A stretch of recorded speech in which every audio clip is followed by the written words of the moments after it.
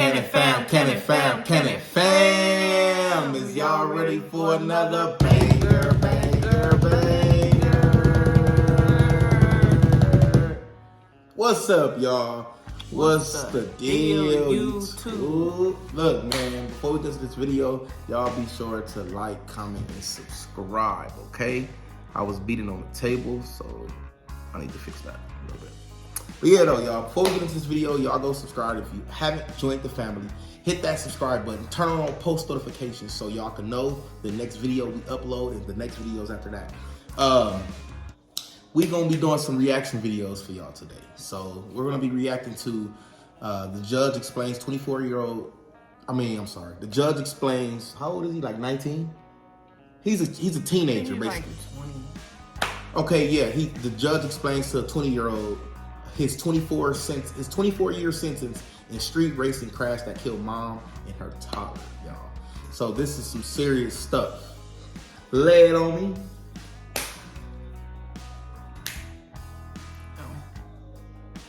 Oh, so this is serious, y'all. This video is serious. Dude killed a mom and her toddler daughter, and he got sentenced to 24 years. You guys, stop driving fast. Look, it's serious because I drive fast all the time. I'm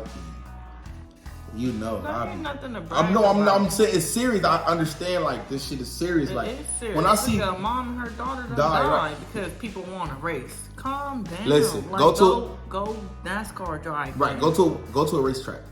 Go to a racetrack. If you want to drive like that and you want to burn out, go to a racetrack or go to an empty field that's very, very big and it has much space to do so. You guys, be safe out here. Be safe out there, y'all. For real. Because this was like, how long ago? I think it don't matter. I think this wasn't recent, but it wasn't too like last old. year. He was just sentenced not that long ago, but I think the accident happened a couple years ago. Yeah, y'all. So we about to get straight into the video. Let's get into the video.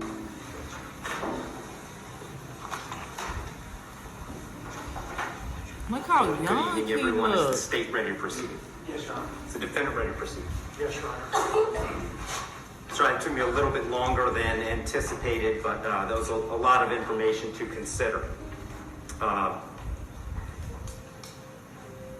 me just start by saying that as multiple people have observed, that this is a particularly difficult case because there's really nothing that the court can do that's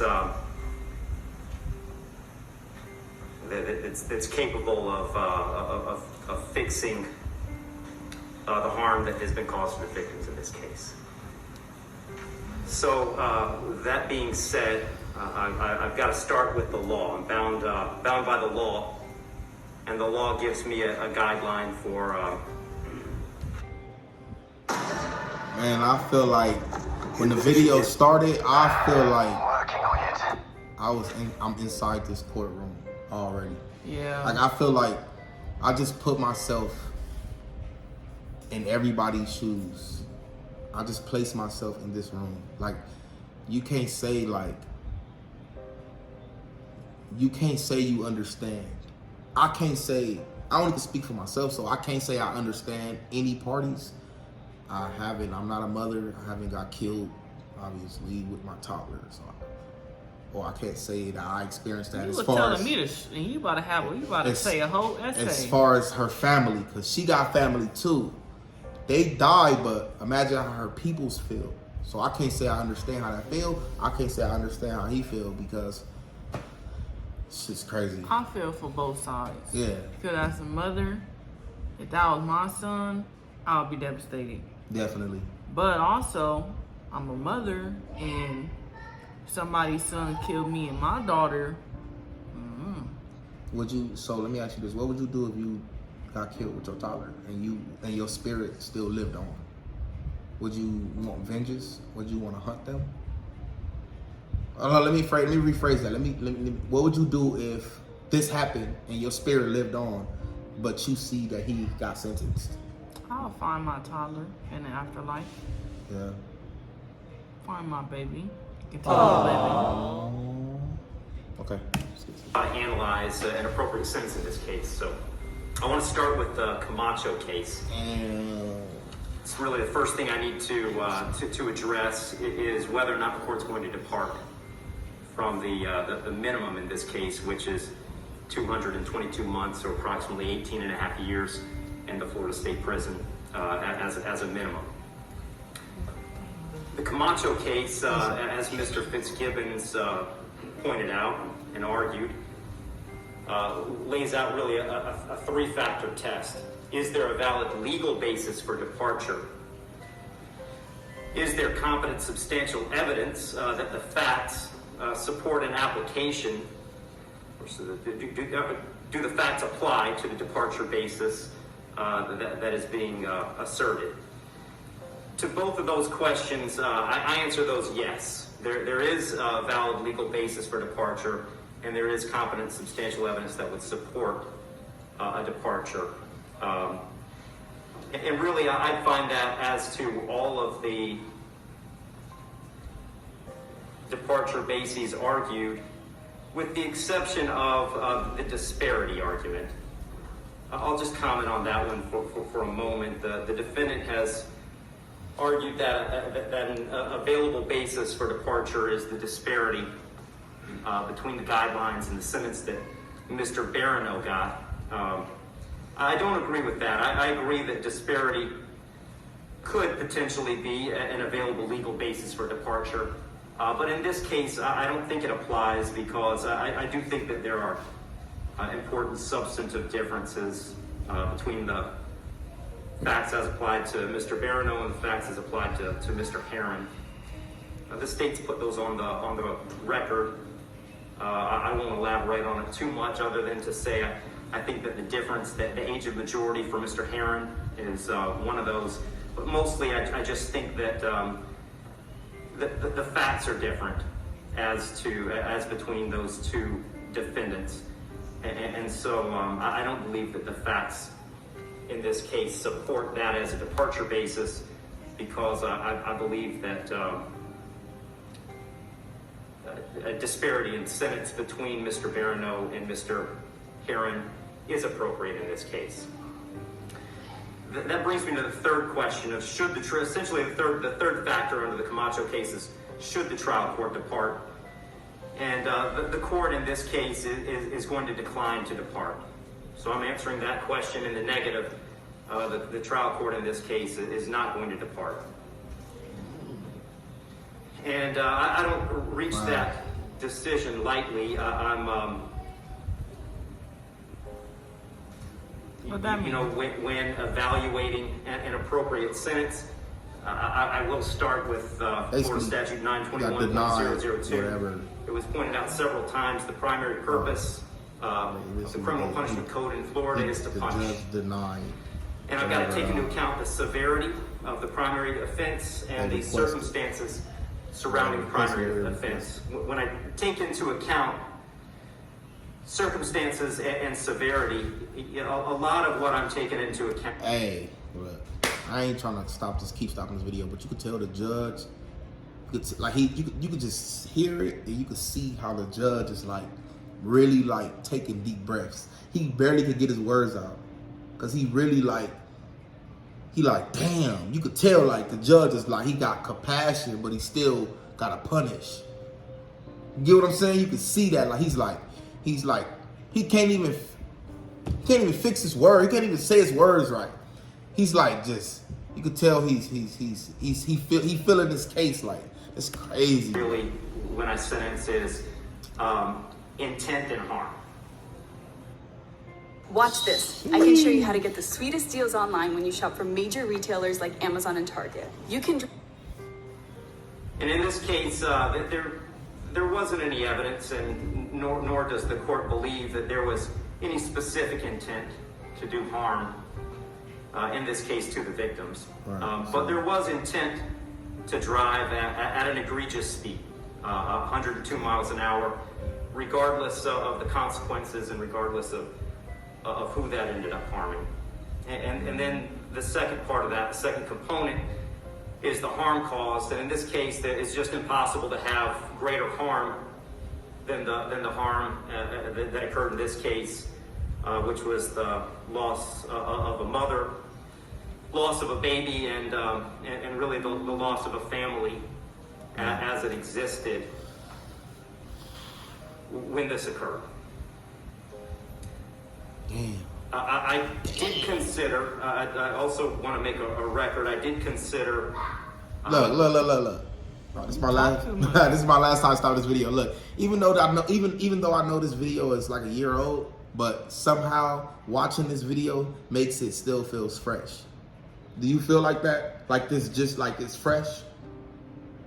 I feel like that. Like, you know, like it's crazy. Sentencing Mr. Heron as a youthful offender, but for the same reasons that I'm discussing, I didn't think sentencing him as a youthful offender was appropriate. I agree that youthful offender was something that the court could have done. I did consider it. I carefully considered it. But the court just found that due to the serious nature of these offenses, the extreme nature of the conduct, and again, the level of harm, that a youthful offender sentence was not appropriate. So given that the court is not departing, the guidelines call for a sentence of 18, essentially 18 and a half years at a minimum, and 30 years as a maximum. And the court doesn't find that either the minimum or the maximum is appropriate in this case. I've said it several times, the serious nature of the offense, the egregious nature of the conduct, and mostly the harm that's been caused prevent me from putting this as a bottom of the guidelines minimum case.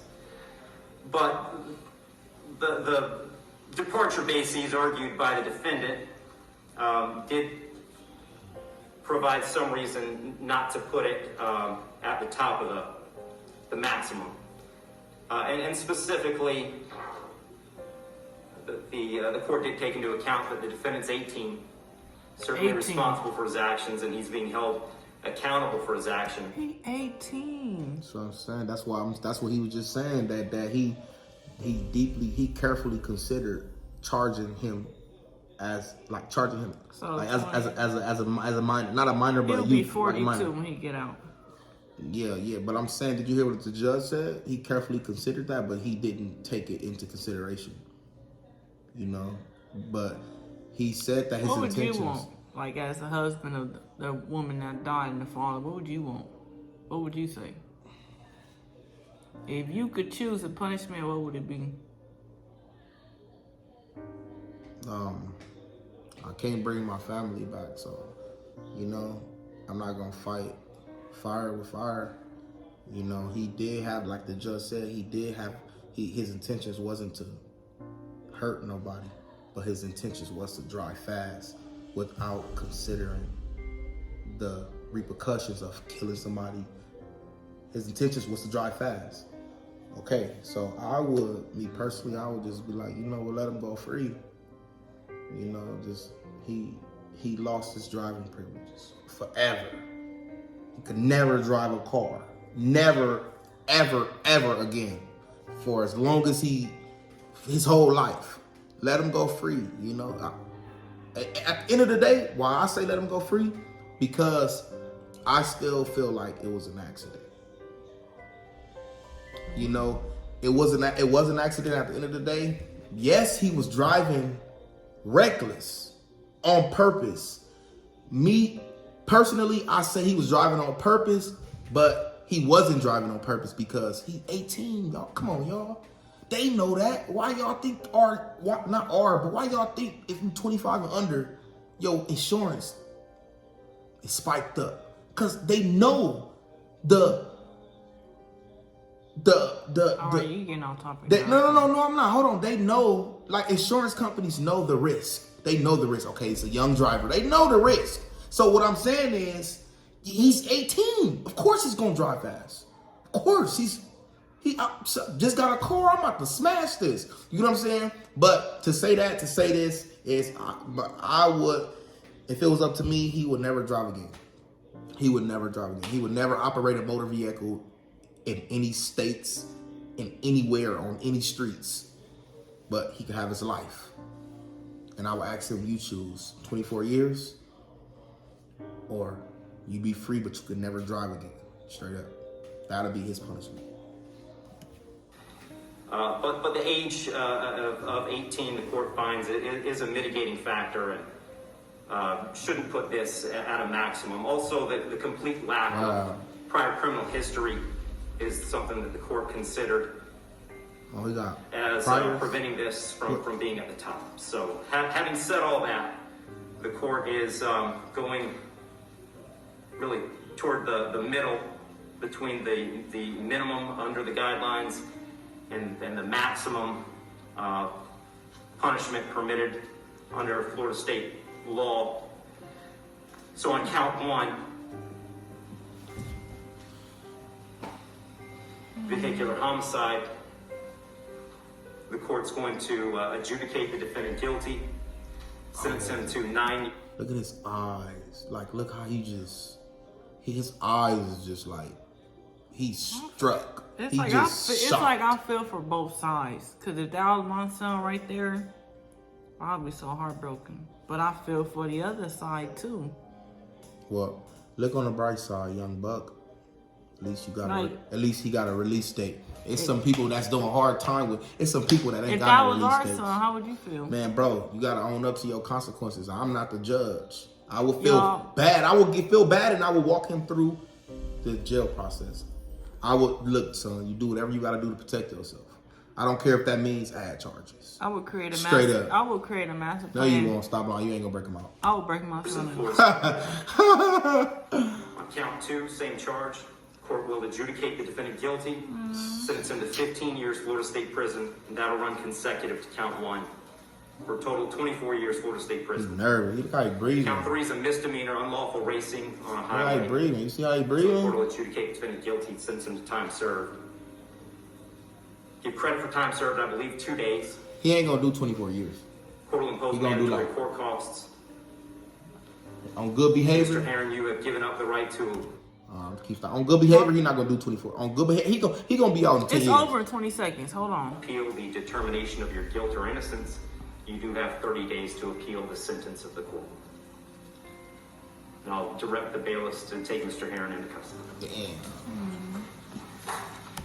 Well, hopefully. It ain't over yet. Huh? Look how they about to. Man, let me see this. Oh yeah, see. I know. I had saw a video of his mom where she had broke down crying. Yeah. Y'all would go crazy down my son. I wouldn't know what to do. It made me want to cry thinking about it. Yeah, this is. But like, hopefully, it's sad for the mom and her daughter. Hopefully, he's strong and he make it out of there alive and he don't let them eat him up. Cause prison ain't no joke. So hopefully he remains strong. It's like this, Cause it was an accident. There's people out there that go around shooting people on purpose, and they get sent to a crazy home, or they get 10 years. People who do it on purpose with bad intentions, right? Right, like people go in movie theaters and shoot up, and the cops take them to go eat Burger King. Like what? Right. But y'all giving this little boy 24 years. It was an accident. At the end of the day, it was an accident. It's sad. It's heartbreaking for the mom and the daughter and the husband. Yeah, but it was an accident at the end of the day. It's just people who do it on purpose and they get away with it. Yeah. But hopefully he take up some on good behavior, like I was saying, like I'm about to say, he take up some classes, maybe go to fire camp, maybe do something real productive in there, and he'll be out in 10 years. The max, the most he gonna do is like 10 years on good behavior. Hopefully he make it if he make it out of there alive. Yeah. Cause my boy in there, he basically in there for murder. Lee Young, 18-year-old, he in there for that's murder. All right, CannonFam, comment down below, let us know what y'all think. Yeah, comment down below if y'all was in these people's shoes on both parties, what would y'all do? What would y'all do on both sides? Comment down below. Let us know, y'all. We out.